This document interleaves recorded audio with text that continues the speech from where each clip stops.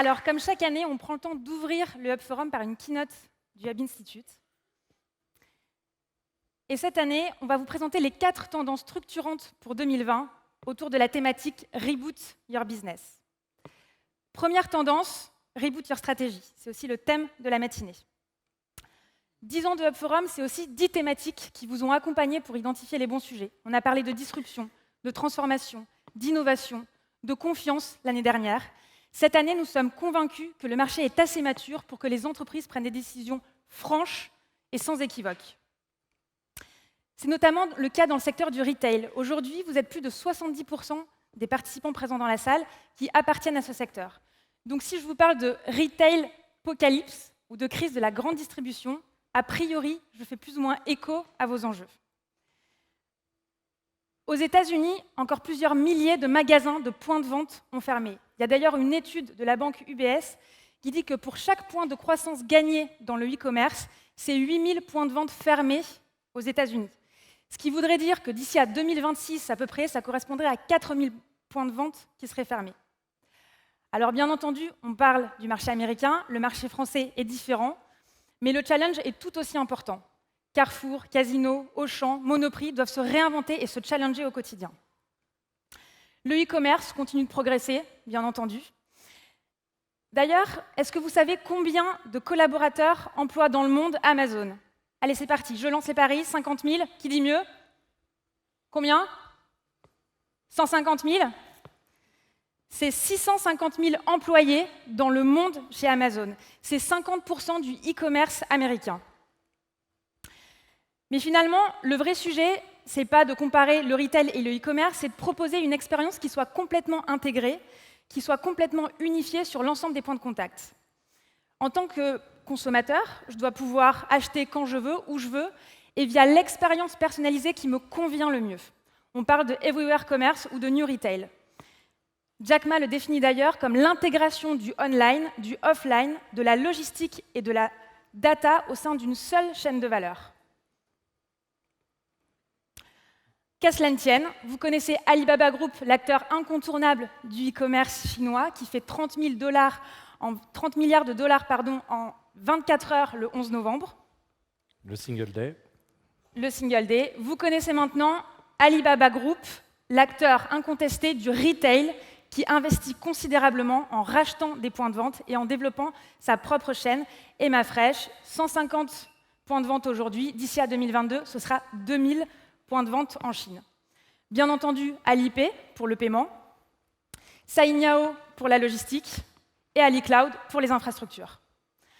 Mais il y a aussi d'autres modèles qui existent et qui sont en train de se créer et de se réinventer. Et là, on va parler des DNVB, les Digital Native Vertical Brands. En France, c'est le slip français, c'est Bergamote, c'est Cézanne.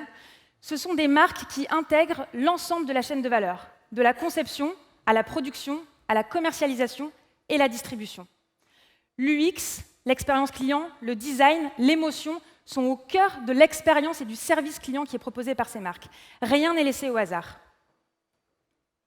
C'est d'ailleurs un sujet qu'on évoquera au Hub des Futurs of Retail et e-commerce le 30 janvier, au retour de la NRF, pour identifier tous les grands sujets structurants sur le retail en 2020. Alors finalement, le dénominateur commun de ces acteurs, que vous soyez un grand groupe, que vous soyez une start-up, que vous soyez une marque pure player, c'est vraiment finalement l'utilisation de la data, votre capacité à utiliser la data et les technologies de l'intelligence artificielle. Parce que sans data, il n'y a pas d'intelligence artificielle. Et finalement, l'AI, c'est un peu comme un enfant qui serait surdoué. Pour pouvoir exploiter la totalité de ses capacités, il faut le nourrir et le nourrir en permanence. Le sujet va donc être comment gouverner votre data, comment l'utiliser, comment la déployer et comment en tirer profit. Fini la production, la distribution ou le marketing de masse. Bienvenue dans l'industrialisation de la personnalisation. Ce sont des grands mots et pourtant, c'est votre réalité. Au Web Institute, on a une vision. On essaie de vous faire comprendre que la technologie, la data, l'intelligence artificielle, l'expérience client doit être votre core business. Et c'est une roadmap, ou en tout cas une présentation, qu'on vous partage dans le guide de la transformation à travers 6 chantiers clés. Merci Père. Alors le deuxième sujet, effectivement, maintenant que votre stratégie est plus claire, c'est vraiment repenser votre produit. On n'a jamais vu autant de challenges récemment et on va être très franc, vous êtes dans les cordes. Aujourd'hui, vos clients sont en train de vous puncher un peu plus tous les jours. Et je pense qu'on a tous vécu, on a tous vu cet énorme tournant de l'opinion publique sur le plastique. Par exemple, on a d'un seul coup plein de nouvelles attentes, de nouveaux comportements, de nouvelles régulations, de nouvelles taxes. Si on regarde Yuka, j'en avais déjà parlé l'an passé, maintenant c'est 12 millions d'utilisateurs en France. Ça veut dire qu'on a Yuka dans l'alimentaire et maintenant un peu dans la cosmétique, on a Clean Beauty dans la cosmétique. Donc ça veut déjà dire que si vous avez des produits qui ne semblent pas optimaux, vos clients vont pouvoir le savoir et vont pouvoir s'en détourner. Mais si on prend Beautylytics qui a été lancé par Clean Beauty, c'est une API B2B pour les retailers qui permet de filtrer les bons produits directement au niveau de la distribution. Donc j'ai déjà une pénalité côté client, maintenant je vais avoir une pénalité côté distributeur. Et même les distributeurs sont en train de demander aux fabricants de changer leurs recettes, comme l'a fait Intermarché, où Carrefour va jusqu'à carrément lancer avec Clean Beauty et Beautylytics un magasin dans le Marais où il n'y aura que des produits, on va dire, vertueux. Donc quand on regarde un tout petit peu le déluge des nouvelles attentes clients, des régulateurs, c'est du délire. En 18 à 24 mois, ce n'est pas des nouveaux sujets, mais il y a une accélération du poids, de l'importance de ces sujets-là. Et on sait tous, quand on est un industriel, quand on est un fabricant, changer sa ligne de production, changer ses produits, effectivement, dans des boîtes traditionnelles où les temps de développement sont très longs, ça devient très compliqué.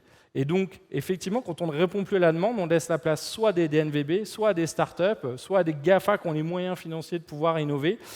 Et effectivement, on risque de perdre de la part de marché. Donc là, j'ai envie de vous dire bonne chance. Il y a beaucoup de boulot sur la table, mais en même temps, ce n'est pas des sujets tout neufs et il fallait un petit peu s'y attendre. Au-delà du développement durable, on voit bien aussi qu'il y a un sujet sur l'éthique et l'inclusion. Dove avait ouvert la voie il y a quelques années, mais aujourd'hui, même Tommy Hilfiger dans le luxe va avoir une ligne qui s'appelle Tommy Adaptive, dédiée aux handicapés, qu'il a co-conçue avec une communauté de 1200 handicapés, et donc on peut être handicapé et être à la mode.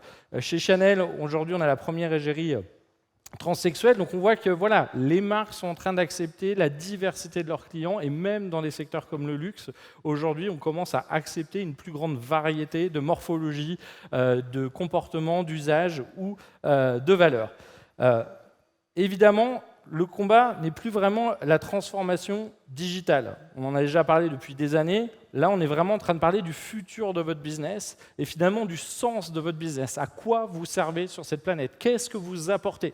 Si c'est juste plus de pollution, si c'est juste un énième vêtement ou un énième produit, il y a tellement de choix sur le e-commerce que de toute façon, vous ne pourrez pas lutter. Il faut vraiment pouvoir repenser à quoi vous servez, qu'est-ce que vous apportez et pouvoir le démontrer, puisqu'aujourd'hui, les engagements, c'est sympa. La réalité, c'est de pouvoir le prouver. Si on prend une marque comme Patagonia, qui est vraiment engagée depuis le début, là, on n'est plus dans la RSE, c'est-à-dire faire 2 ou 3 trucs sympas pour s'excuser de tout ce qu'on fait à côté. C'est vraiment du positive impact. C'est ce repenser en entier depuis le sourcing, la fabrication, l'énergie, les déchets, le recyclage. Voilà. Qu'est-ce qu'on peut faire au niveau global pour réduire et améliorer son impact sur la planète, sur les animaux, sur les personnes, sur les fournisseurs, sur les employés. Donc un gros boulot et ce n'est pas forcément juste un coût. Chez Patagonia, c'est 14% de croissance depuis 2009 et environ $1 milliard de revenus. Et évidemment, pour pouvoir faire ça, il va falloir repenser sa production.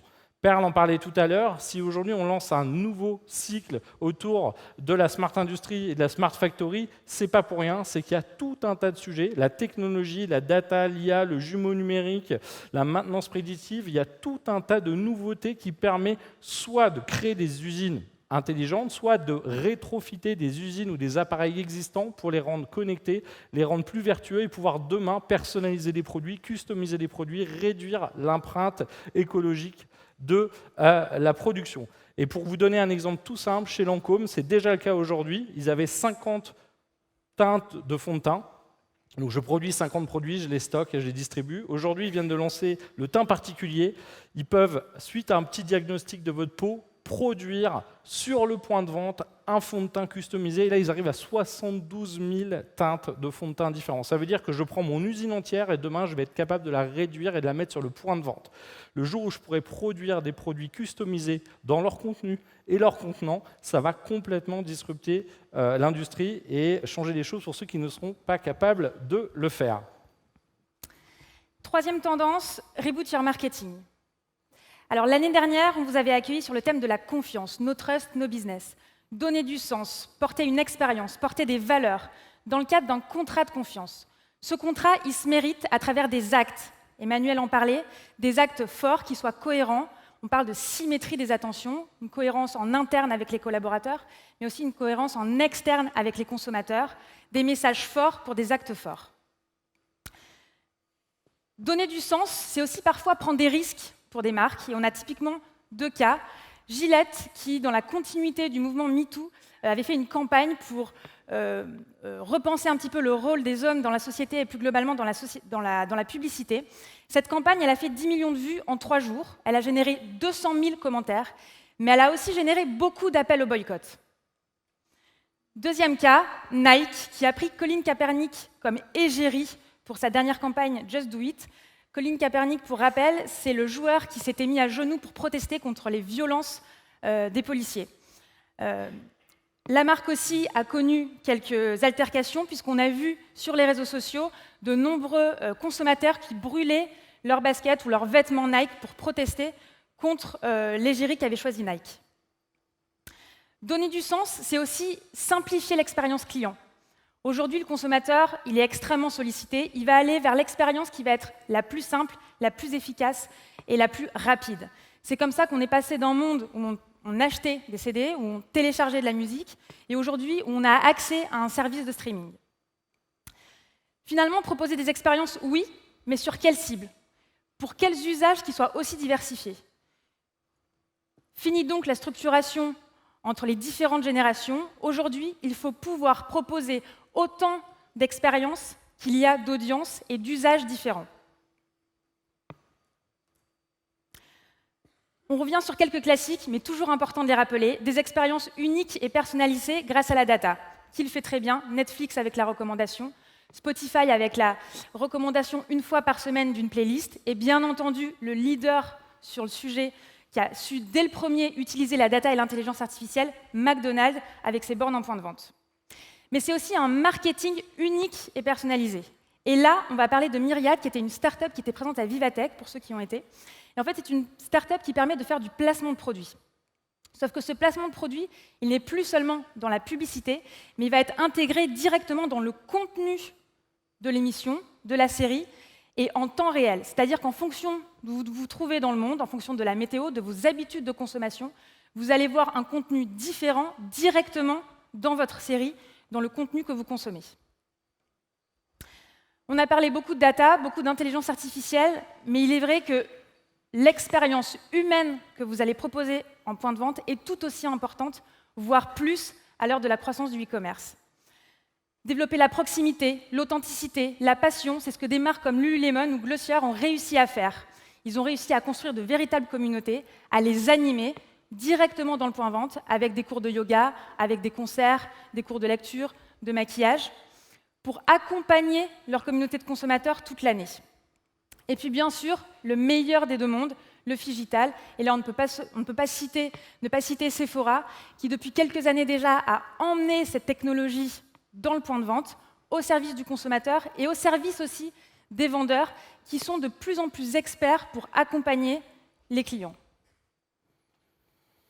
Et pour terminer, évidemment, la transformation de votre organisation et entre autres de vos équipes, de vos managers. On le sait bien, s'il suffisait d'acheter un logiciel, on l'aurait tous fait. Le CFO aurait un petit peu râlé, mais on y serait déjà passé. On sait qu'aujourd'hui, tous, on est dans un monde VUCA, volatile, incertain, complexe et ambigu, pour plein de raisons. Ce consommateur connecté, ces nouvelles startups, ces GAFA, ces BATX.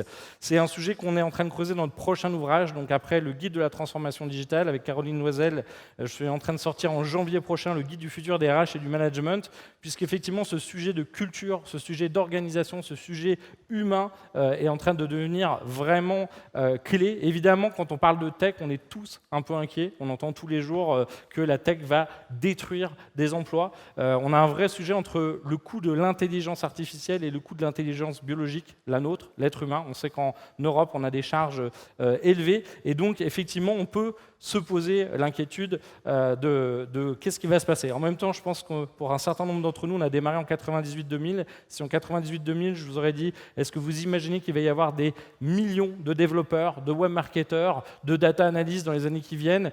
Ça existait à peine comme métier à l'époque, on faisait webmaster, c'était à peu près tout. Donc évidemment, des métiers vont disparaître, d'autres vont apparaître.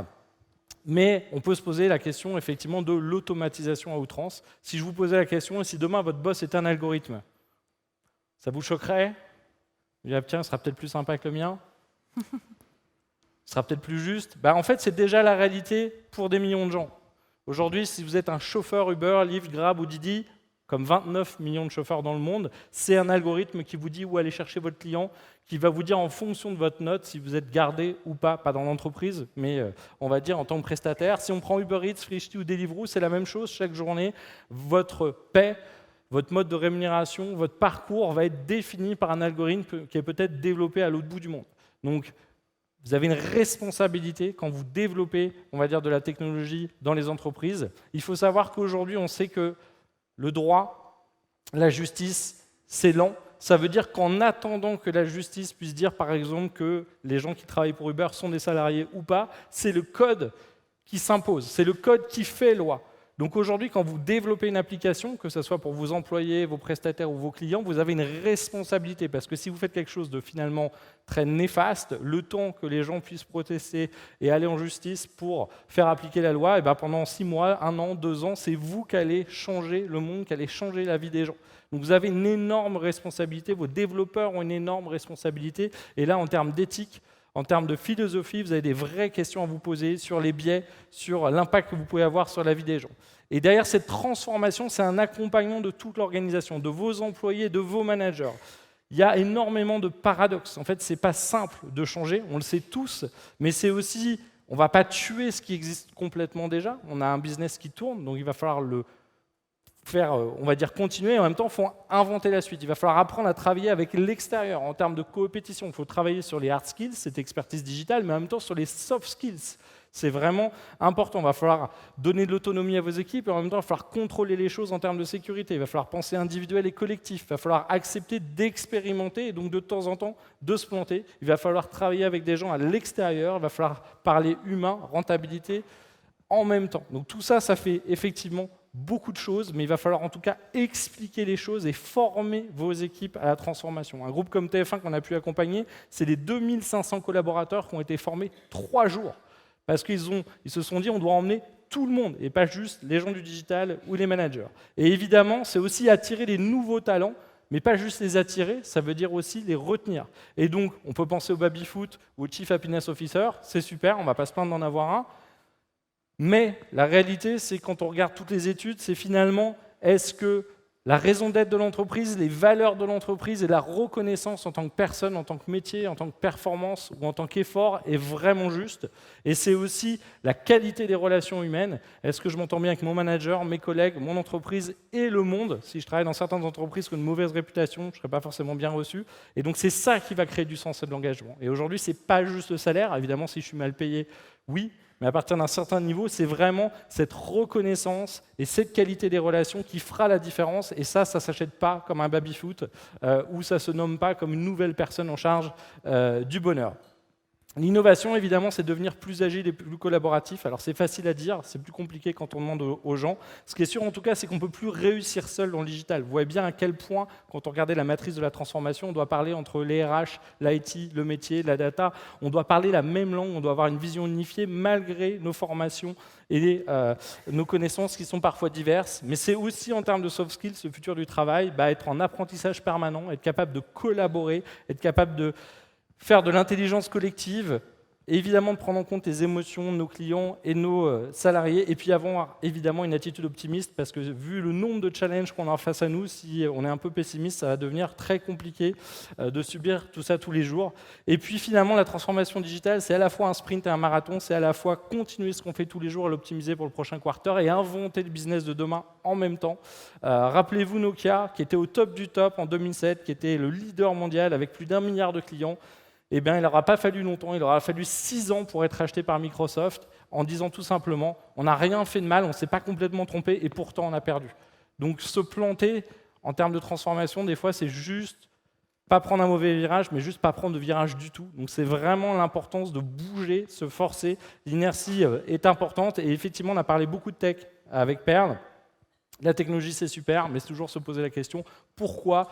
Des fois, on nous parle de VR, de blockchain, de la dernière technologie à la mode, tout ça, c'est super, mais pour quel bénéfice pour le client, pour quel bénéfice pour l'organisation et les salariés? Donc, rappelez-vous, rebootez votre business pendant ces 2 jours, inspirez-vous pour repenser votre stratégie, votre produit, votre marketing, votre organisation. Si vous voulez récupérer ces slides, on va vous donner le lien dans 2 secondes. Et puis, on vous invite aussi à suivre notre newsletter quotidienne de curation, le Hub Radar, où on sélectionne tous les jours un peu le meilleur de ce qui se fait en termes de tendance et d'innovation. Voilà, je vous laisse le lien pour les slides qui sont déjà disponibles sur Internet. Merci Emmanuel.